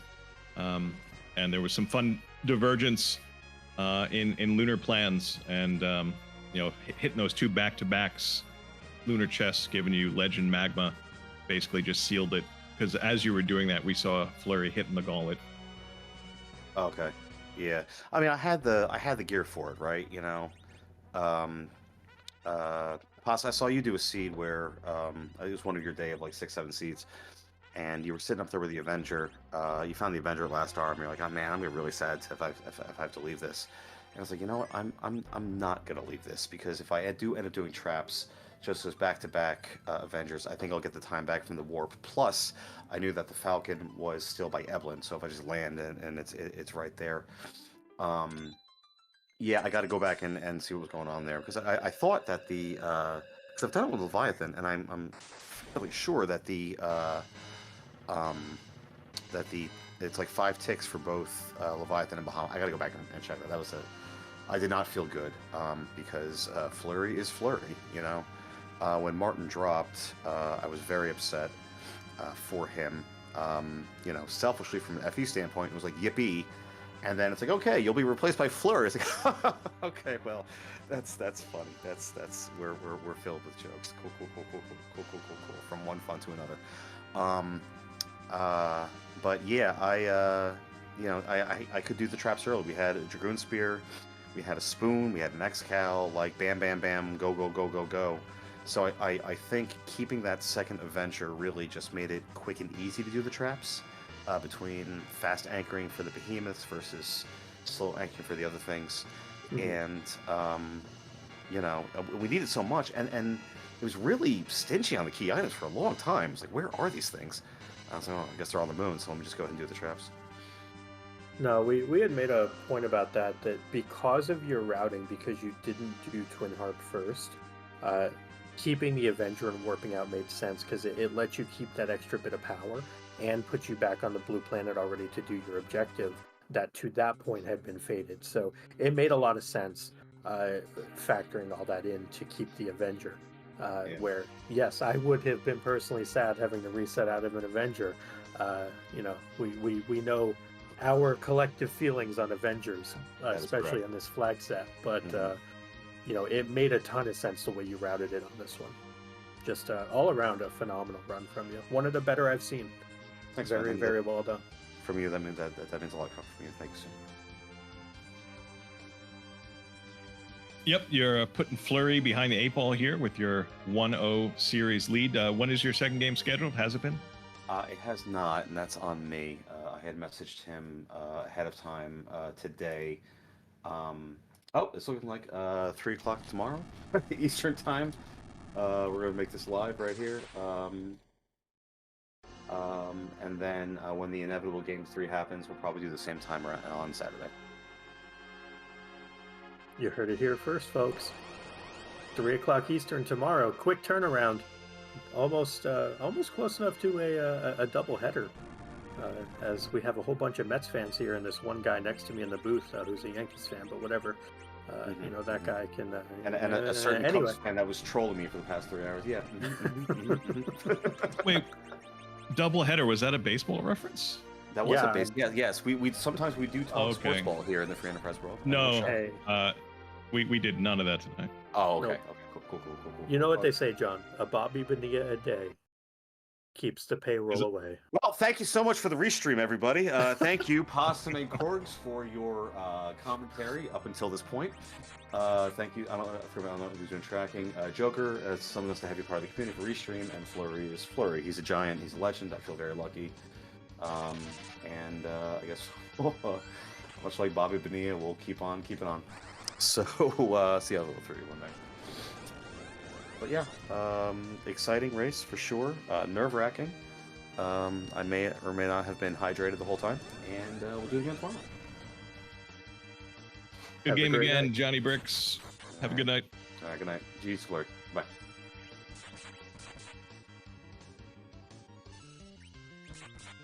He might grumble a bit when he listens back to this one. Yeah, he'll be fine. He's a big boy. He can handle it. So Fleury, meanwhile, showed us alternative go mode in Seed. This is the go mode that nobody wants, and that is a lunar Baron key leading to a lunar Earth crystal. That's far slower than just forging. But Fleury did get it. You know, that Baron key was from the Evil Wall, I believe, at the Masa altar, and turned into the Earth crystal. So only had to go through an Evil Wall at Masa to get the Baron key to go through Golbez to get the Earth crystal, with no pass, sadly, to have to come back to the moon and do it all again. So definitely a circuitous route to get to go mode for Fleury. Nowhere near as straight lined as John Birckhead ended up having, and that's just the nature of rando gonna rando sometimes. One trap chest deeper, going back up the moon, and Fleury would have had that legend sword. Yeah, back-to-back trap chests is a pretty straight line to get your 2 key items for your impending go mode. Fleury, being the experienced runner he is, I don't know if you noticed, he remembered Golbez was there, prepared for him in the old waterway underneath Baron, and made quick work of that Baron castle. As he's making quick work of Chodanimus, our final boss here in the Z fight. Yeah, Chodanimus having a Monday, a Tuesday, and a Wednesday for not the first, but the second time. There's rocks already. A whole lot of pain being dished out by Fleury. So much so that that is a crack, flash, boom, etc., so on and so forth. GG to Fleury. Our runner-up tonight, but as we heard, there's going to be a game 2 tomorrow at 3, where Fleury will try to level the series, and always fun to root for the game 3. John, of course, will try to close it out tomorrow, and we'll see if Fleury is joining us to talk about tonight's seed. I suppose I can use administrative powers to see if Fleury is going to be joining us. Let's go peek. Fleury will be joining us for an interview, so we shall await his presence, and joined by yet another wonderful fan of excellent sports teams. GG's to you this evening, Fleury. I don't know what you're GG, talking about. Baron Castle having the value. I mean, I think it isn't hard to see I've kind of had a little bit of a run of luck in this event. And both restreams finding the way to go mode that ended up losing me time retroactively is kind of funny. Yes. But what can you do? I'll be very upfront with it. Your route through the moon was basically exactly how I think myself for sure and Korgs as well we're looking to have done it. That it would have been the altars because you have the gauntlet still in play, and in theory, giant asterisks and quotation marks around the theory at this point. The lunar altar should have more value than trap chests. That was the idea, but it doesn't always work out like that one, so that's fine. Based on our omniscient view of the seed, it also seemed like a great play because John was a little ahead of you getting to the LST and was committed to the top down full chest clear, and you were kind of walking right by him. You high-fived at some point, or at least were within shouting distance, and it just so happened there were just back-to-back chests on the LST with Legend and Magma. Yeah, I thought by the sheer amount of non-value there was on Earth, it kind of meant for, like, if you're of the mind to go do trap chest immediately, have at it. But it didn't seem like there was that much of an opportunity for a time save in that particular seed, unless you wanted to fade something really risky.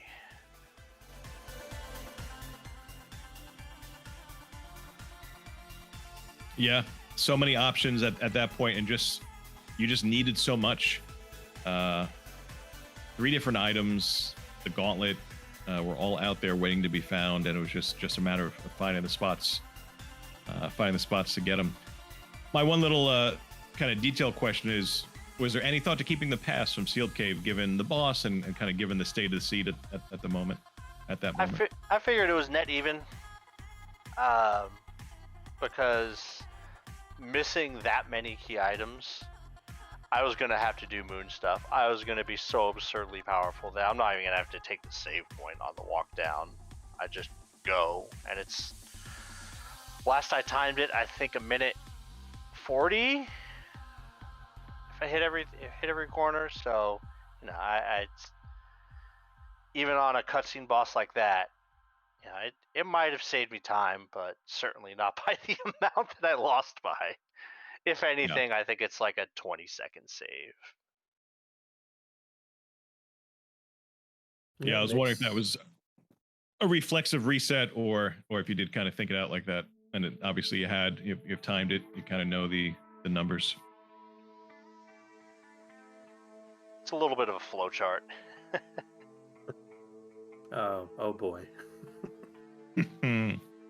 I've seen enough flowcharts today. Oh, that was more of a fighting game reference than a ZZ3 reference, but Oh, okay. Well, the ZC3 flowchart popped back up again today, so. My baby. Lord have mercy. Enough about flowcharts, and we'll kind of let this seed be put to bed as well. We found out from John y'all are looking to play 3 o'clock tomorrow for Game 2. That all being said, anything you're looking to change going into Game 2? Obviously, you'll probably be watching this back, or maybe not, given the short turnaround. But anything you're looking to do different, to do the same? What's kind of your general thoughts, without giving away your total strategy? Yeah, I don't know. It's kind of Couch 23 winging it on routing. Like, the first 35 minutes of this flag set, I think, are pretty straightforward.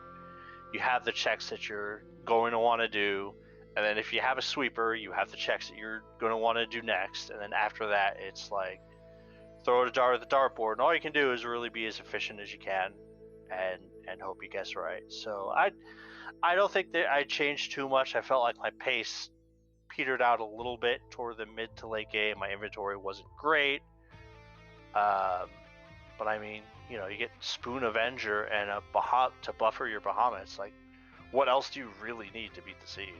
Mm-hmm. Yeah, that Eblin Castle was quite the thing as well, because the order I believe for both of you was Avenger, which is like, hey, let me go Zerking. Bahamut, ooh, hey, wait a minute, mages are in play. Ooh, hey, Spoon, wait a minute, we're back to Zerking now. Like, it was a very powerful Eblin Castle. Yeah, I mean that's kind of how this flag set goes. Sometimes it's going to give you high power. Sometimes it's going to give you really high power. Just thankful enough in practice to know that you can, with an Avenger, you can get the RA1 Bahamut at battle speed 1 with a run buffer. I missed one, but you know that was a good case of practice paying off. But I don't think there's that much to change. You know, you just gotta. Your habits are going to be your habits at this point, and then you just gotta hope you get lucky in the routing. Yeah, sounds like it. Oh, go ahead, Corks. Sounds good, and I know there's probably plenty of people that'll be rooting for you, so we get that decisive game 3 at some point, probably over the weekend. And we definitely wish you luck for that one.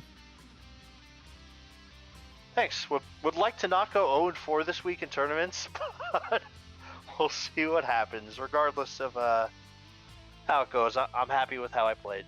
Nothing I can change about that. Yeah, well, GG's again, and we'll let you get some rest, and we'll see you, whether it be on the big stage or off. We'll see you tomorrow, and hope for that game 3. Nothing against John, not pulling for either one of you in particular. Hoping to see a good, clean match number 2, just like we saw tonight. So good luck, and get some rest, friend, and we'll see you back tomorrow. Thanks. Appreciate you all taking the time to get this thing going, and we'll hope to see you in the future. Have a good night, Fleury. All right. We did it. We saw a great seed played by really highly skilled runners, and even though final times almost diverging by close to 15 minutes, much closer than that throughout the entire race. You can see Very kind of how the RNG can kind of tweak right at the end and cause that kind of divergence in times. That was really a showcase of high level free enterprise play. Yeah, it definitely was a great example from 2 wonderful runners. And, we had talked about it leading into it that, Fleury, an old veteran, John Birckhead, newer but still very skilled, had been putting in a ton of practice. Both of them were putting on a clinic on this one. John Birckhead was just slightly more efficient. The final time, as you stated, not indicative at all of how this race actually played out. If they had done the same checks, this thing is very, very close. So I'm very excited for match 2 tomorrow, and potentially match 3 happening on the weekend. Yeah, time will tell. But that is it for our race tonight. Possum, where are we going next? We're going to be heading over to our friends at RPG Limit Break. They are hosting Questing for Glory 6. Lots of incredible runs happening over there right now. Shin Megami Tensei 5 is happening, but lots of really cool stuff happening on RPG Limit Break this week for Questing for Glory. We do have a number of races happening tomorrow as well. Just going to highlight a couple of them for you, the restreamed ones we have coming up. Guerin versus Aizen Tayama at 8 Eastern. That is going to be on Free Enterprise. And then JP versus Judge Joe. That is going to be 10 o'clock Eastern on this very channel, Free Enterprise 2. So we certainly hope to see y'all for both of those. I do want to make sure one more time to thank Joker Mage behind the scenes. Judge Joe stepping in to track at the last second for us. Thank you, sir, for that. Our runners, John and Fleury, for putting on a heck of a show, and Corks for keeping me honest up here in the booth. A pleasure to get to do this with you for the first time, and hopefully not the last time. Yeah, right back at you. Thank you for being able to kind of be flexible with your role tonight, and had a great time. So stick with us as we raid you over to RPG Limit Break.